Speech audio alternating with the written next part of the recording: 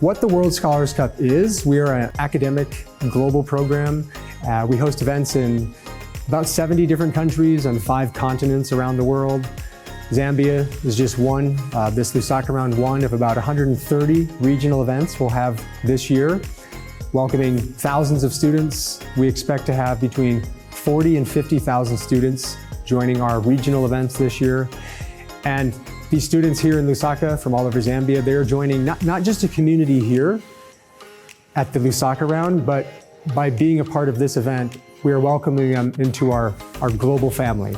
They're part of a global community of like-minded students who come from different walks of life, different backgrounds, but they all join together in this celebration of academics, of celebrating alpacas, and really able to have a totally different kind of academic experience than a lot of what their typical school day is like. Something that makes the World Scholars Cup a bit different from other academic programs, we try not to limit participation in our events to just kind of the top students in the school. We like it to be inclusive and open to really anyone. So we have a lot of students who join our events who might not normally think of themselves as someone who excels in the classroom, but they come to our events and they find out that they're a better writer than they thought, and that public speaking and debating is not so scary. And we also have alpacas. They are our mascot, and they're a very big reason about why we have scholars coming year after year. It's something that kind of unites all the students in our program. No matter what regional event they're at, in what country, and what continent, they all receive these alpacas that kind of become not just a symbol of the experience and the values that we try to put forth, but also kind of uniting them. You know, they know that other scholars who've been at their events have those same alpacas, and it really kind of helps build connections, which I think is a really important thing in today's world.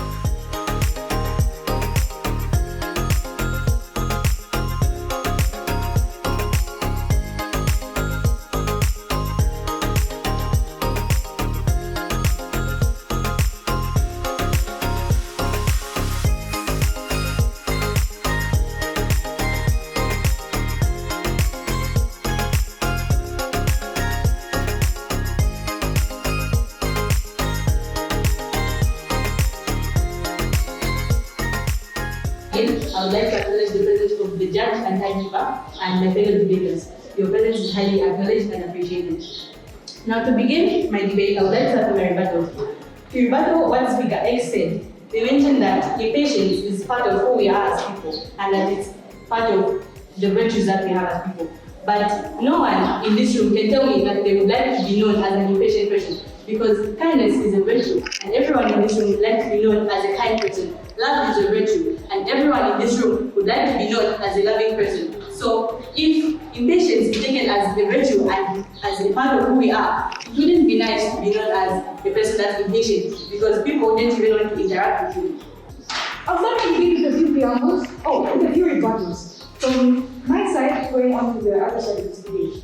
And my rebuttal states as rise, according to what the first speaker said, which was that the pressure to answer a question should be fixed by using a patience drug. I strongly disagree to that notion, because I feel that patient drugs can easily be misused in the same way that sedatives are misused in today's date. The World Scholars Cup is able to train a child who is a critical thinker, who is a public speaker.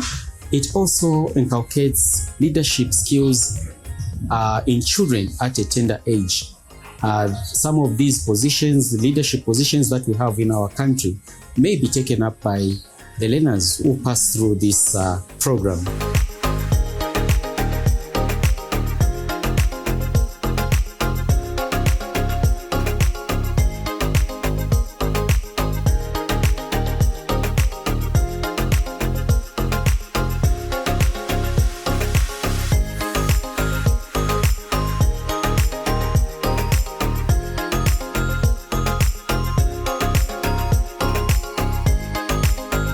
When it comes to situations like Nelson Mandela, there is no way that you can actually, as a country or people, gain independence without being impatient and getting angry being controlled by other people, doing what they want instead of doing what's yours in your own country. One of the points I'd like to lay out is, obviously, when a drug is being produced, there are obviously some people on this earth who are going to misuse it anyway. The first speaker gave a very distinguished point and asked a question that I'll answer before I ask another question. He asked, a drug is being developed, but it's the first of its kind. You don't know how it's going to react, and that would be the reality for a patient's pill. However, what about morphine when it was new? That tended to soldiers that fought in European theatre to ensure our freedom. What about penicillin, which frees people from pain every single day? And what about salbutamol, that saved my life? This is an academic program, competition, that mixes academics with fun. The idea behind Rhodes Scholars is bringing together children from different walks of life to come together and celebrate learning. So we have different sessions. Today we're doing the main part, the hard stuff, so to speak. The children will be tested in debate, and earlier on they had the Scholars Challenge and collaborative writing. It's about teamwork for scholars, bring in together teams of 3, and then they're supposed to compete together and work together, win together, and sometimes lose together.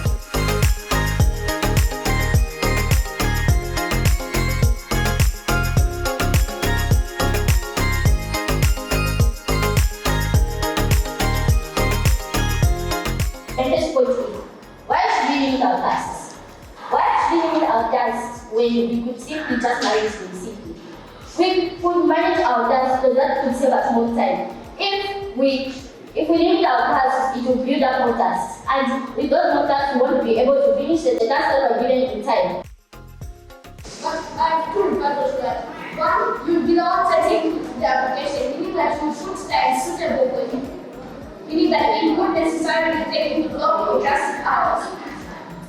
My second rebuttal is that you could limit the amount of time that you use on a certain time, and that you going on and after 2 hours, you will set a time for something, then continue it later when you have more time. I now begin my words. My first point is that it will help restrain a sick person from overworking. As my first and second speaker said, it would prevent overworking. Now, this is a situation in which someone is sick. Let's say they're disabled, then someone wants to keep the example of exercising. Someone wants to keep on exercising, and this exercise helps them, and this is their diet. This program would restrain whether they can do that task or not. What made me decide to be at the World Scholars Cup is My mom's pressure. That I have a lot of experience in clubs such as Museum and debate. They are Alpaca because I feel like I have an interest in debate. because I wanted to be able to speak in front of people. My friends are doing it, and I also generally wanted to do it. Mostly, my mom pressured me to come back to Rhodes Scholars this year. For today, the most challenging part was collaborative writing. Scholars Challenge was the Scholars Challenge. The Scholars Challenge. The debates are quite challenging, but my teammates and I are managing to pull through them. I'd like to describe those Scholars Cup as big. And what I found most interesting or exciting is collaborative writing. Because I like telling stories. And just in general, I've learned how to write stories because I never even knew the prompt for collaborative writing. I think it builds up your character, it gives you more confidence. Like, your confidence level definitely goes up because you learn to speak in front of people that you don't know. Also, you can meet new people, so it's a way for both academic intelligence and also your social life to improve. It was really interesting. We won the first round and that was really great. Even though we struggled with some things during our debate, we still won and I'm loving it so far. It's such a creative event. It's so involving. I meet so many people and it's so nice to talk to so many people and improve my speaking. I really can't wait. The nerves are there, but the excitement is so rich. The World Scholars Cup is really a game changer. I encourage parents to encourage the children to join World Scholars. Different schools do participate. Like this year, we have about 10 schools, and we hope to have more schools even coming years.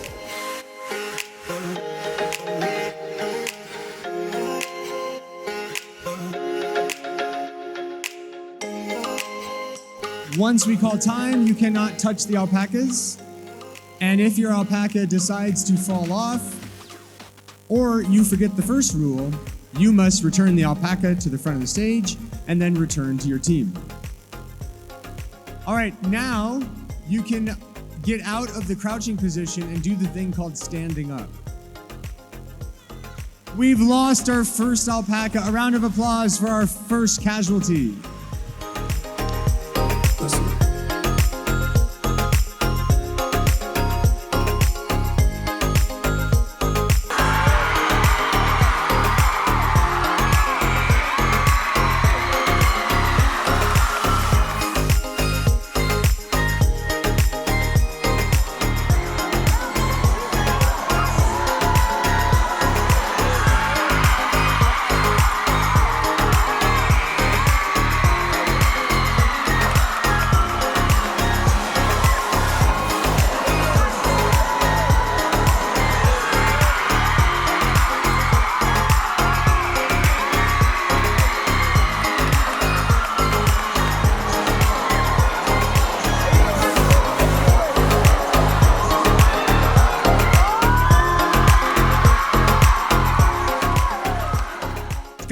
Just both agreed that is the most dramatic alpaca crouching challenge we've ever seen. That means we won't have a single champion. We will have co-champions of the alpaca crouching challenge. You didn't know this, but you have won a prize, which is that you can exchange these small alpacas for one of the big ones up here at the front. It's time for question number 1, worth 64 points. People have studied procrastination, and those studies suggest that we should advise this woman, really all of those people, to A, watch something on a second screen, B, hire an assistant, C, stop trying to do so much, D, think about the consequences of not finishing, or E, divide tasks into smaller pieces. And time. Scholars, the next time you have a big group project or a big essay due, rather than trying to finish it all at once and being overwhelmed, take it a little piece at a time and try to divide it into smaller tasks. Scholars, please raise your right hand. You'll need to be seated for this. And repeat after me. I promise to love my alpaca. Can't take my charm, can't take my humor, can't take my will, 'cause it's just a rumor. Nothing you can take was ever worth keeping. No, nothing you can take was ever worth keeping. Thinking you're so fine, thinking you can have mine, thinking you're in control, thinking you'll change me, maybe rearrange me, thinking if that's your goal.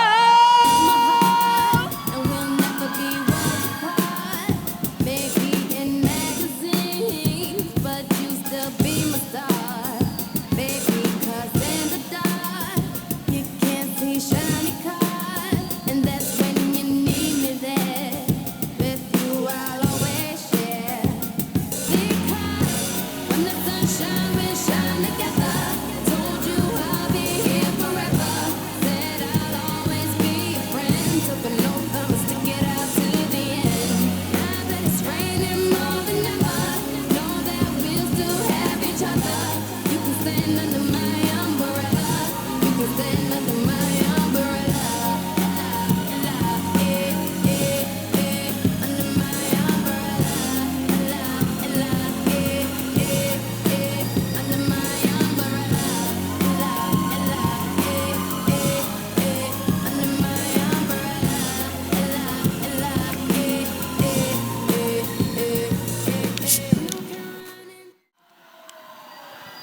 Okay. All right, so now you have all open bottles. Okay. What happens next? So I start by putting some 7-Up in the bowl.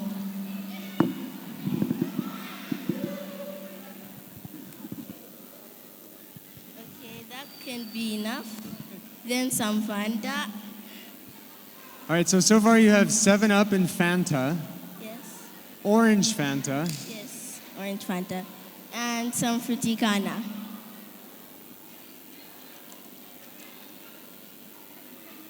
And lastly, Coca-Cola.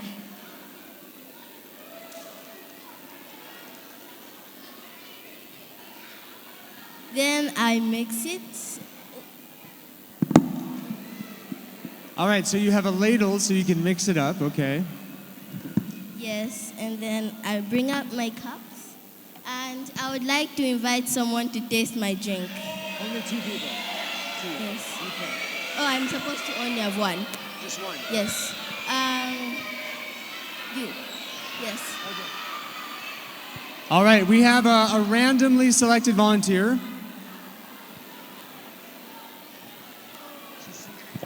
Yes.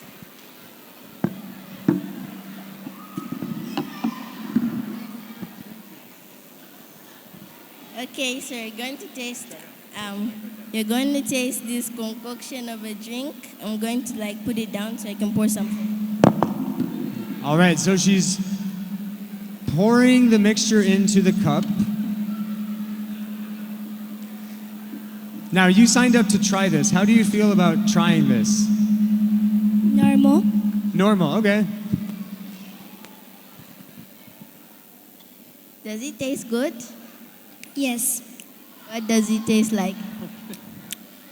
I would mostly say slushy. Neelkanth बाबा तेल पे बिस प्याला 14 भवन त्यागी पीछे गज छाला गात चिता भस्म सजीज मुंड माला पीतांबर निस्वाद पैर बागंबर छाला हे नीलकंठ बाबा आदेश बोले बाबा हे नीलकंठ बाबा आदेश बोले बाबा रुद्र शिव पुरंदर भद्र नट युगंधरा नमन नमन गौरीनाथ सर्व अज केदारनाथ त्र्यंबके भोलेनाथ नमन तुझे केदारनाथ नमन गौरीनाथ सर्व अज केदारनाथ त्र्यंबके भोलेनाथ नमन तुझे केदारनाथ शून्य से भी सूक्ष्म तू आकाश से अनंत है मर्म पूरी सृष्टि का तू आदि है तू अंत है त्र्यंबके भोलेनाथ नमन तुझे केदारनाथ नमन नमन गौरीनाथ सर्व अज Kedarnath Try to hide, but something broke. I tried to sing, couldn't hit the notes. The words kept catching in my throat.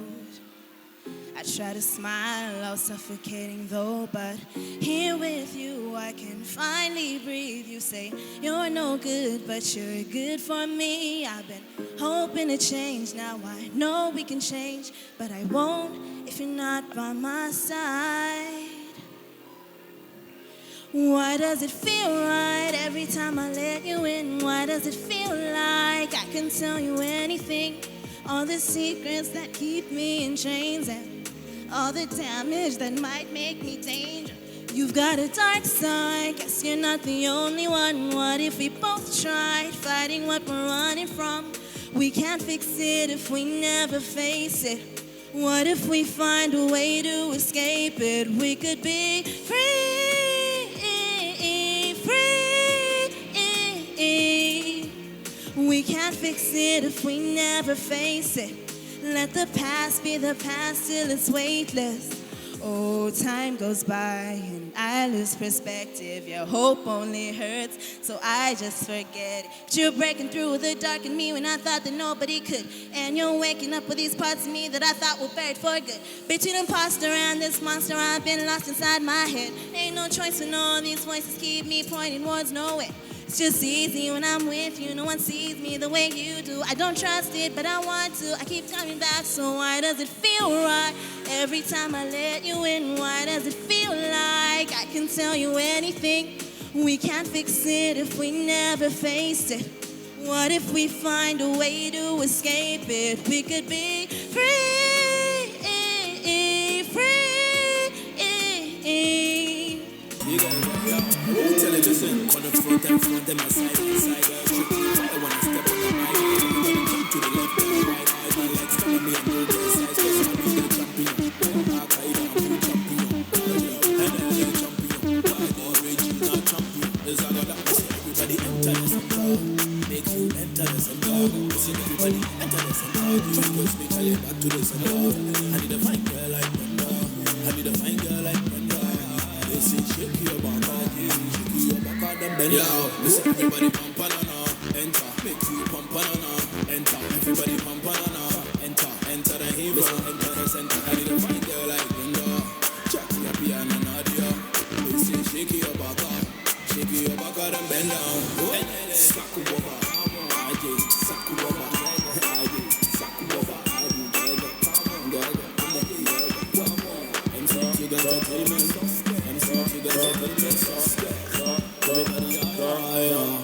everybody enter the center, make you enter the center. Everybody enter the center, try to me, Charlie, back to the center. I need a fine girl like Brenda. My first point is that Zambia is a country rich in cultural identity and preservation. If you look at it here, Zambia has already developed in terms of progress, in terms of distance, in terms of purpose. If you look at it, certain countries don't have a culture. Zambia has over 72 tribes. We have traditional ceremonies every single year. There are countries that don't even know their culture. There are countries that kick out their own immigrants because they do not have their own culture. So why do you want to tell us that we haven't already arrived at purpose when we truly have? And the evidence is there. My next point is that Zambia is a country with over 64 years of independence and has proved to be a country that can govern by peace, unity, and the concept of Ubuntu. What does Ubuntu mean, members of this house? Ubuntu is talking about people. Look at all of us gathered in this room today. We are united. Do you know why? Because your ancestors fought for you to be united. In terms of purpose, in terms of unity, Zambia is already there yet. And we firmly agree with this point. To conclude my speech, I would like to say, Buddha once said, there are three things you cannot hide in this life: the sun, the moon, and the truth. We as the affirmative team are here to strongly argue for the truth, just like Buddha did. And with these few but very highly articulated and eloquently spoken points, I humbly rest my case. Thank you very much. The analogy I have to begin is that my great-grandfather could have come to this country, built the current electrical systems, died, been resurrected, come back to life, and still find the same electrical systems. Our country does not have 24-hour electricity. We barely have 12-hour electricity. Electricity is such a vital resource, such a vital need for a country, yet we've overlooked it completely. Overlooked what? What are we overlooking? We're overlooking our future. Zambia does not manufacture anything, not because we don't have the resources to, but because we can't. You can't manufacture without any power. It's just a simple law of physics. Are we there yet? I believe we are not. We cannot provide enough electricity for our people. This bleeds into public resources, public things like healthcare systems, ability to respond to emergencies such as fires and floods. We already know Lusaka is prone to flooding. It's a poorly developed city.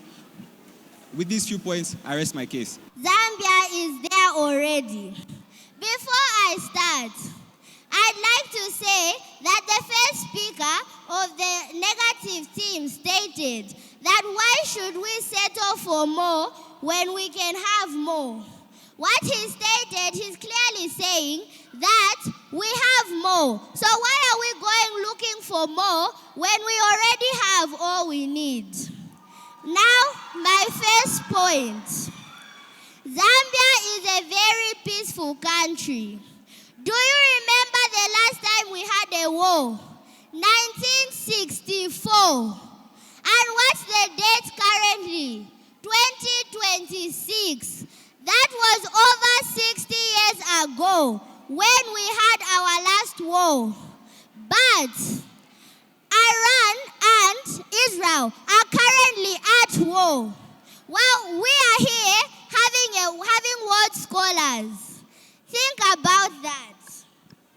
I'd also like to say, when you look at the national anthem and pay attention to a point in particular that says, land of work and joy in unity. We are a united people. We are one. And that's one thing that makes a country, that takes a country there where they need to be.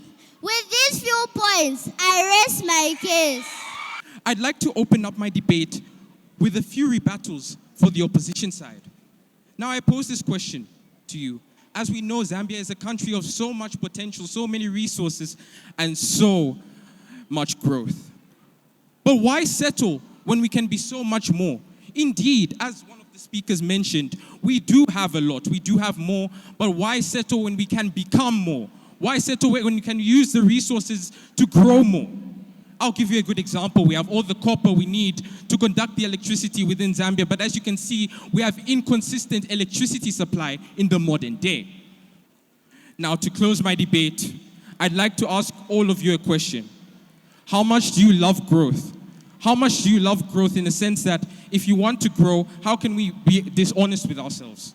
How can we choose to sit here and say that we're there yet, when in Bowlin, for example, there's so many areas of pollution, so many areas of dirt-filled lives? To close, I'd like to say thank you for your time, and I rest my case. And to share a few words on behalf of Rhodes Park Schools, we'd like to welcome up the headmaster from Rhodes Park, Mr. Kamuchungo. Good evening, distinguished guests, respected teachers, dear parents, and most importantly, our outstanding scholars. It is my pleasure to stand before you at the close of this remarkable World Scholars Cup. Over the past 2 days, we've witnessed something truly inspiring. You've showcased your brilliance. You have collaborated passionately as well as creatively. The World Scholars Cup is not just a competition. We've seen how much you've built friendship, how you've collaborated, how much you've learned. It teaches you social skills that you may not learn in the classroom. To our scholars, we say congratulations to your enthusiasm, your discipline, and intellectual curiosity. Yes, indeed, whether you won medals or not, we are so happy that you willingly took part in this event and you thought deeply, you engaged with global issues. And remember that the true value of this experience lies not only in the awards, but in the knowledge that you've gained, the friendships that you've formed, and more so, the confidence that you've built in terms of public speaking that you were exposed to. To our teachers and coaches, thank you for your dedication and guidance. Your commitment to nurturing young minds and encouraging scholarly excellency is deeply appreciated. To our parents, we are grateful for your continuous support.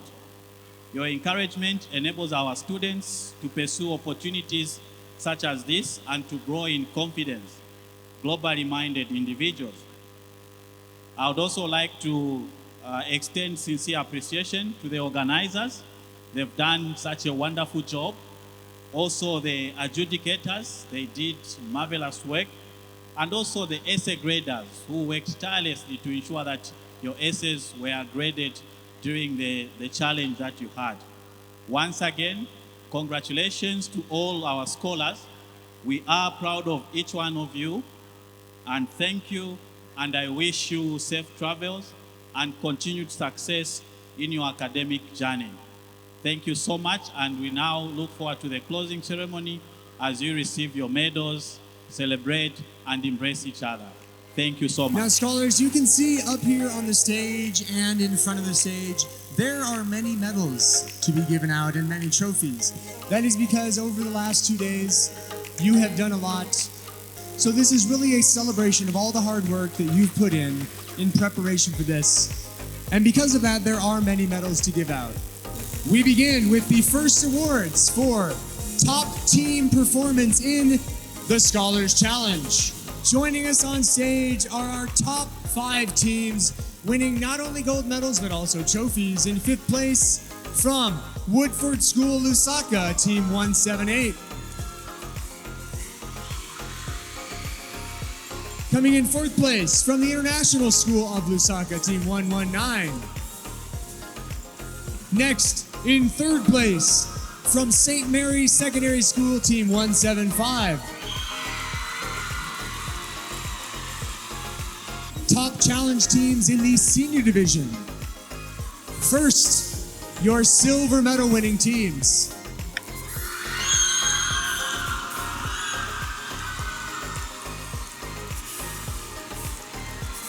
Congratulations to all of our top challenge teams in both the senior and junior divisions. And now we welcome to the stage our gold medal junior debaters. Here they are.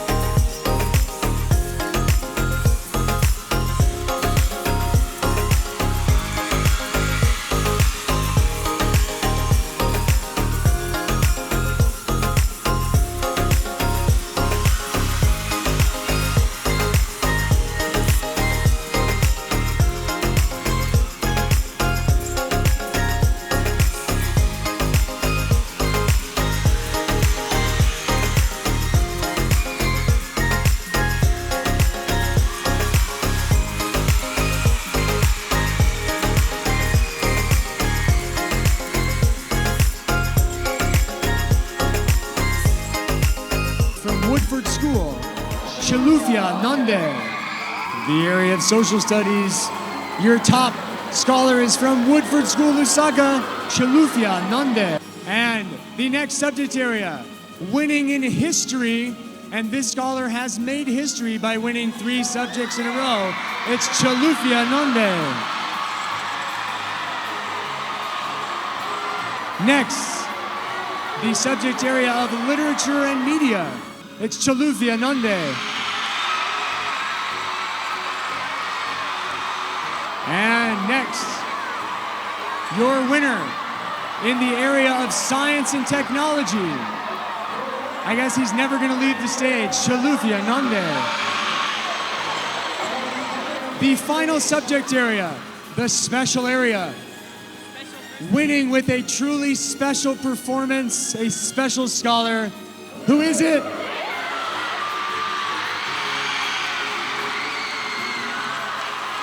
From the individual subject winners, we next recognize the winner of the very difficult to achieve Jack Core Award. It is arguably the most difficult individual achievement. This is the scholar who has scored the highest across all 6 subjects. Your winner from Woodford School, Lusaka, Chalufia Nande.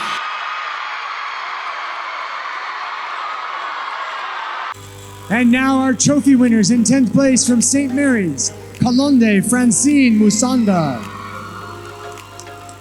Your 9th place scholar is also from St. Mary's, Shirley Longowe Wambulawe. Winning 8th place is another St. Mary's scholar, Mapalo Mpeta. Winning 7th place from St. Ignatius College, Malaika Muewa. Coming in 6th place, another St. Mary's scholar, Jemima Chama.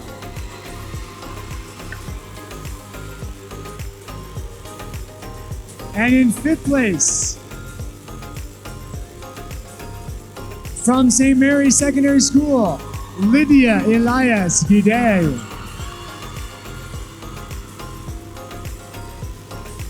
Coming in fourth place. Keep the St. Mary's celebrations going. It is Peggy Zulu.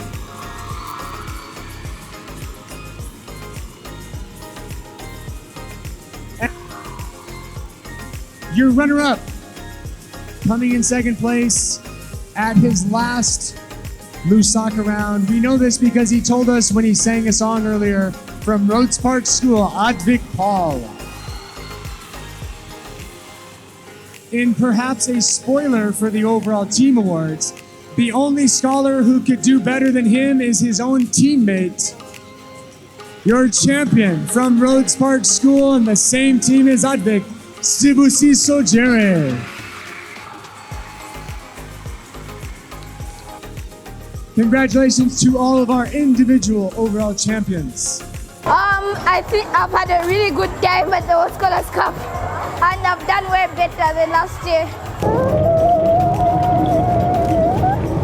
This experience so far has been maybe like a challenge in debate, but they've been really fun and really interesting. So that's where I got to challenge myself mentally, as well as like use all my abilities to the fullest. My experience this year was full of fear. Honestly, I wanted to be so much better than I was last year. It was really hard for me.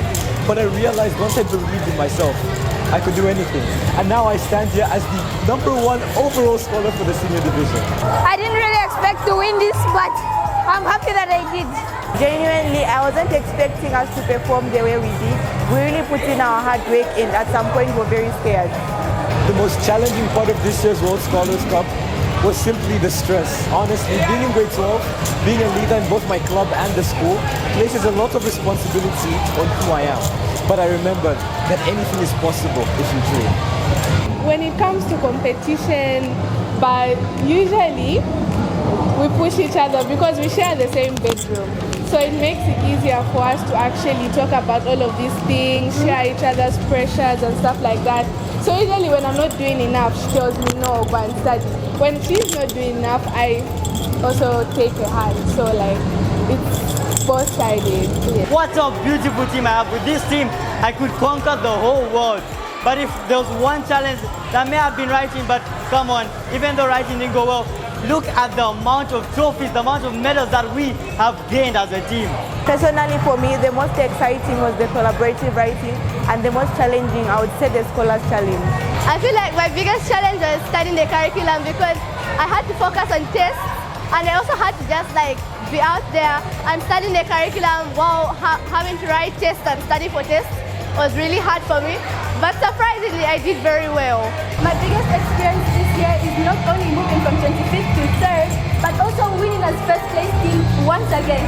If I were to describe this amazing event in one word, I'd put it at magnificent. Exciting.